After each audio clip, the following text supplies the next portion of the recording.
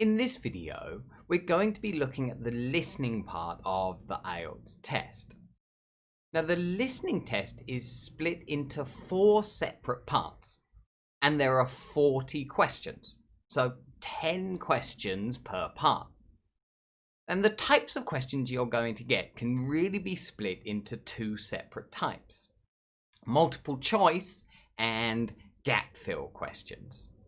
So in the gap fill questions, you'll be having to write words in gaps, either in sentences or for certain information that you're listening to. And then there's also multiple choice questions. So you'll be reading a question and you'll be given 3 or more choices to choose from. In each part of the test, you will be getting different types of questions. And we'll be talking about this more in future videos. But what I want to do in this video is just give you a few useful tips to help you in the test and help you in your preparation for the test as well. So let's start by looking at the first tip that's hopefully going to be quite useful for you. The first tip is to concentrate.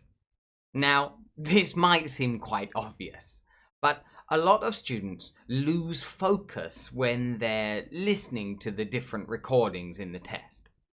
Now, of course, you're going to have 4 different recordings, so it's quite a lot to listen to. And as you go through the test, the recordings get gradually more difficult. So it becomes more difficult to keep your concentration as you go through the test. It's so important to stay focused and listen to the information in the recording. If you lose your concentration just for a second, you can miss some important information that you needed to answer one of the questions. The way we listen in the IELTS listening test is a little bit different to the way you will just listen when you're listening to something in English for pleasure, for fun. When you're watching a movie or a series, it's slightly different. When you're watching something like that, you're just listening for the main idea of what's happening. You're not really listening for specific information, but in the IELTS test, you have to listen to this recording for specific information. So the way we listen is slightly different. Now, of course, doing practice by listening to series or videos on YouTube is fine. That will help you. It helps you to improve your ear to listen to certain English sounds and the rhythm of English and the way native speakers will speak English. But really, you also need to do specific exam practice where you're listening for specific information that you will hear in the question. So that's the first tip. It's really important to keep your concentration. Stay focused when you're in the test. Of course, this isn't the easiest thing to do, but it becomes easier the more specific exam practice you do. But of course, it takes time. So that's the first tip. Keep your concentration. Now, the second tip, again an important tip, is to always read ahead. So this means when you get a gap in the recording, because in certain places there will be time to look forward, and at times they tell you this in the test. You can look at the next questions, read the next questions to prepare yourself to listen to the recording. But also in parts of the test, there will be gaps where they tell you that you can check your answers. So look back rather than reading ahead. There's no point in doing this. When they tell you to check your answers and look back, what you should be doing is reading ahead and looking at the next questions and thinking about the questions you're going to hear next, rather than looking back and checking your answers. This is because at the end of the test, they will give you 10 minutes to transfer your answers onto the answer sheet. This is where you can check the answers that you've given, rather than checking your answers when you're in the test. or when you're listening to the recording. When you're listening to the recording, you should always be reading ahead. Don't go back. We can leave that until the 10 minutes at the end. So, that point brings me really onto the next tip, because it's connected to reading ahead. When you read ahead, you need to do two things: highlight and predict. So what I mean here is when you're reading the next questions, you need to underline or highlight the keywords or important information in the question that you think you'll have to listen for.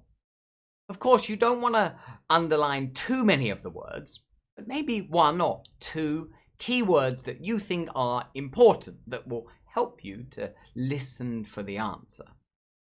So that was the first thing. You need to be highlighting, underlining these key words so you can listen out for those words and hear them when you're listening to the recording. But the second thing here was to also predict what you're going to be listening for. So what I mean here is if you have a gap fill question, you need to be thinking about what kind of word you're going to be listening for. Is it going to be a noun or is it going to be a verb?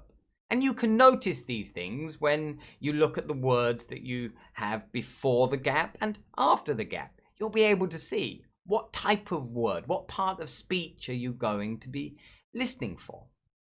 Also, you can notice if you're going to be listening for a plural noun or a singular noun, as to what article you have before that noun. If you see the article then you know you're going to be listening for a singular noun. So it's things like this that you need to be thinking about. Right? When you're reading the question, you need to be thinking about what could the answer be, even predicting exactly what you think the answer is. Thinking about what the answer could be, and you may even be correct, but it will help you when you're listening to the recording to hear those key words and key information that you're thinking about and listening for. This also goes the same really for the multiple choice questions as well. When you're looking at the different choices, you could be thinking about which one is probably going to be the right answer. At least you're thinking about it before you're going to listen to the passage. So that's the third tip there, to highlight and predict. So the fourth tip is to always have the next question in mind. Now this can be very difficult because of course when you're in the test and you're listening for details on one question, you are focused on that question. But really you have to make sure that you're thinking a little bit about what the next question is and the key words in the next question, because you don't want to miss the answer for the question you're on and then also miss the answer for the next question as well. Then you've dropped 2 points instead of just dropping 1 point. This is quite a difficult skill and it's kind of almost like multitasking a bit. So you're listening for 2 things at once. But you can get much better at this through exam practice. The more you practice this style of listening, the better you can get at it. But it does take time. It's a difficult skill to improve, but it's important so you don't miss a big chunk of questions and drop lots and lots of points. So always have the next question in mind when you're doing exam practice or when you're in the test. So that was the fourth tip. Now, the fifth tip is to expect tricks. What I mean here is that in the listening test, when you're listening to the recording, sometimes they're trying to trick you into choosing the wrong answer. It's a normal thing that happens in the test and you need to expect it to happen. For instance, when you get a multiple choice question, you might hear key words that are in every single one of the choices. What you need to do here is listen to the specific information before and after those keywords to hear which one is going to be the answer that you should choose. Also, sometimes you'll hear speakers correct themselves as well. So you'll hear one bit of information, but afterwards they'll say that that was wrong and they have to correct themselves. And a lot of students choose the first thing that they hear straight away, but you need to keep listening and expect these types of tricks. For instance, I've heard one listening test once where they were talking about times and times that they were going to meet. And one speaker suggested that they met at 5 o'clock. And you heard the time 5 o'clock. But then afterwards they corrected themselves and said, oh no, let's meet half an hour after that. So the correct choice would have been 5:30 and not 5 o'clock. So this is quite difficult. You'll hear specific information that makes you think that one choice is a correct answer, but then afterwards they'll correct themselves or maybe just change the information before or after the word to mean that another choice is correct. So you really need to try to expect these types of tricks, but it means listening very carefully and not going for just the first thing that you hear and thinking that's correct. You must be very careful. But again, the more exam practice you do, the more you'll get used to these types of tricks that are going to be in the test. But yes, that's a key thing here. Expect tricks. So the next tip number 6, is to know the exam. And what I mean here is you need to know exactly what's going to happen in each part of the listening test. What kind of thing are you going to be listening to? Is it going to be 2 people having a discussion, or is it going to be one person speaking on their own?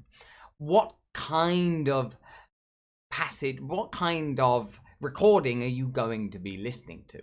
Also, what kind of questions are you going to have in each of these parts? Because there are different types of question that you're going to get in each parts.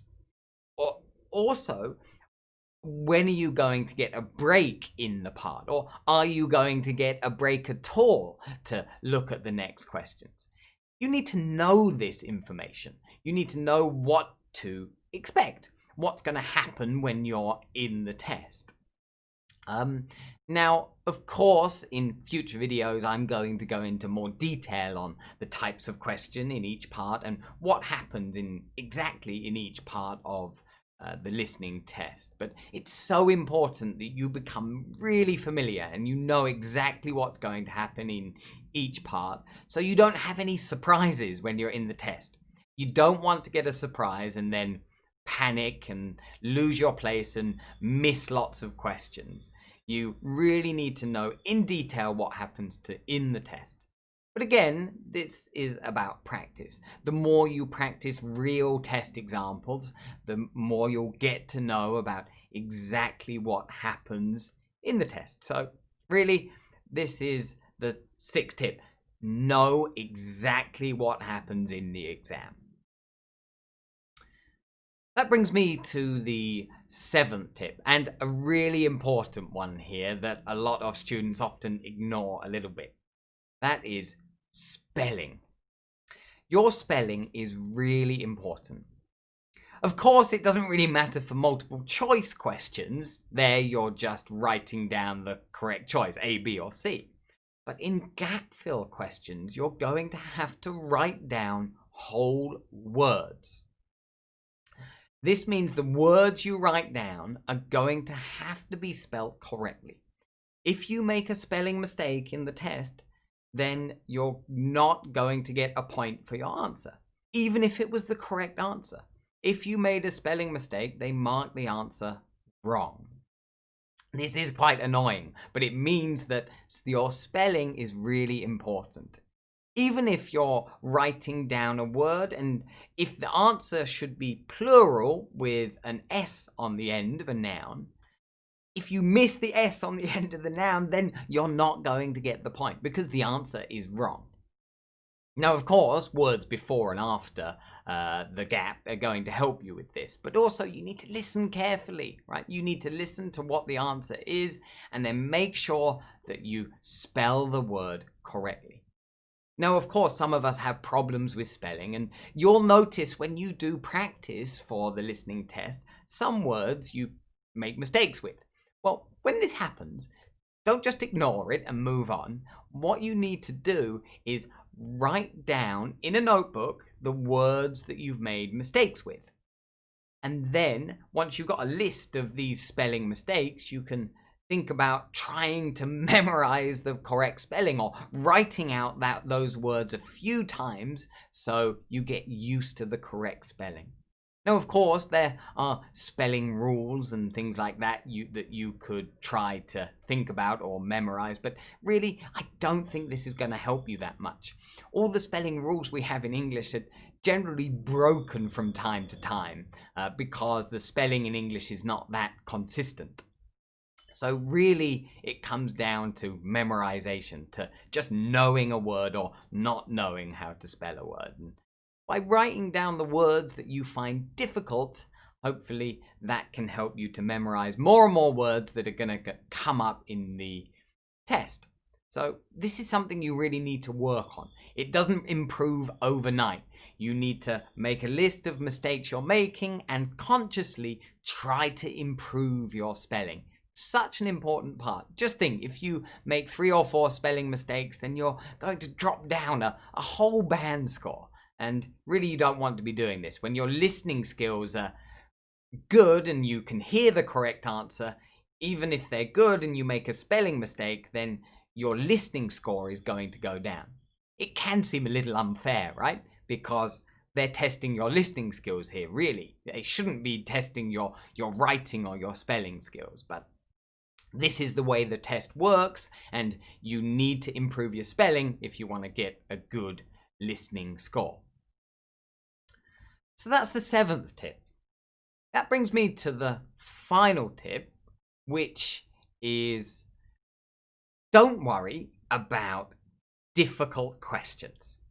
In the test, you will get some really difficult questions that are even difficult for people like me, for native speakers. These questions are designed and in the test because they need to separate the Band 8 students with the Band 9 students. They need to make this difference and find out who should be getting these top scores and getting 39 points or 40 points out of 40 rather than 37 or 38. This is going to separate those really high level students. Now, at first, you don't need to worry about these types of questions. They're the types of questions that you're going to get in section 4 or part 4 of the listening test. Maybe in part 3 as well. In part 1 and part 2, you don't get questions that are quite this difficult. But if you do come across these questions, don't panic if you're getting them wrong. Don't worry about it. They're designed to separate Band 8 and Band 9. And most people aren't aiming for these really, really high scores. Most people are aiming for around 6 or 7. But again, if you are thinking about getting really high scores like Band 9 or 8, then maybe you do need to be working on those types of questions. But there's no point about worrying about getting them wrong. At first, you need to be thinking more about part 1 of the test and getting a perfect 10 out of 10 score in part 1, rather than worrying about these really, really difficult questions that are going to be difficult. They're designed to be difficult. So if you come across a difficult question when you're practicing or even when you're in the test, don't let it make you panic and worry about it and miss other questions when you're focusing and worrying too much about that difficult question. So that was the final tip. Don't worry about difficult questions. So that's brought us to the end of the 8 tips. Now, I hope these 8 tips were really quite useful to you and that they're going to help you in your preparation for the test and when you're actually in the real test as well.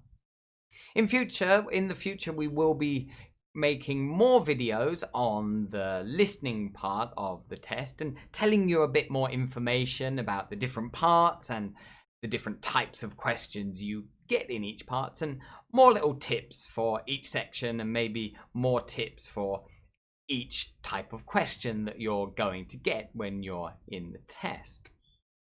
But like I said, I hope this was really useful, and if you did find it useful or interesting, then don't forget to give the video a like, and also don't forget to subscribe to the channel so you don't miss any future videos on similar topics. Thanks for watching, guys, and see you again in the next video.